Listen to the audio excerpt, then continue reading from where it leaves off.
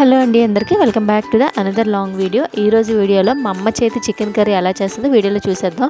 ఇంకా ఈ చికెన్ వచ్చేసి నార్మల్ది కాదు, దీన్ని మా సైడ్ అయితే సొంచం కోడి మాంసం అంటాము. ఇది సేమ్ మటన్ లాగే ఉంటుంది, గట్టిగా ఉంటుంది.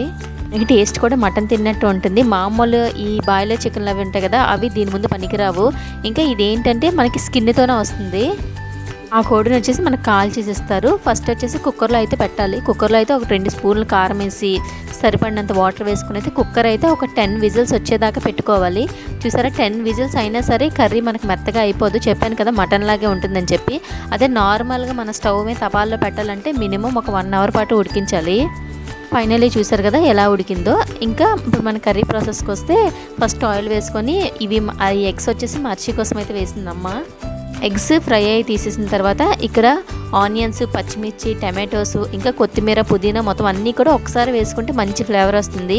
విడివిడిగా ఫ్రై చేయకుండా మొత్తం అన్నీ కూడా ఒకసారి మిక్స్ చేసుకొని ఫ్రై చేసుకోవాలి. మనకు పాతకాలం పద్ధతిలో చూడండి అన్నీ కలిపి వండేసుకుంటారు కదా, సేమ్ ఇది కూడా అలానే. కొంచెం సేపు మూత పెట్టి మనం బాగా మగ్గనివ్వాలి. మొత్తం టమాటోస్ అవన్నీ కూడా స్మాష్ అయిపోయినట్టుగా చేసుకోవాలి. మొత్తం టమాటోస్ అవన్నీ కూడా బాగా ఫ్రై అయిన తర్వాత మనం ఈ చికెన్ అయితే వేసుకోవాలి. దాకా మనం చికెన్ కుక్కర్లో పెట్టేటప్పుడు ఉంచాం కదా వాటర్, ఆ వాటర్ అలానే ఉంచుకోవాలి. మనం లాస్ట్లో మనం వాటర్ వేస్తాం కదా, ఇంకా ఆ వాటర్ వేసుకోవాలి.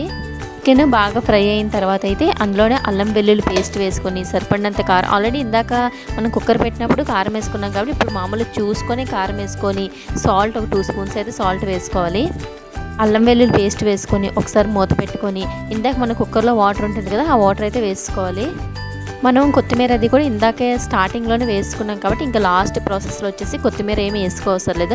ఫైనల్గా చూసారు కదా కర్రీ అంతా కూడా ఎంత బాగా కనిపిస్తుందో. ఇది చూడడానికే కాదు, టేస్ట్ కూడా చాలా బాగుంటుంది.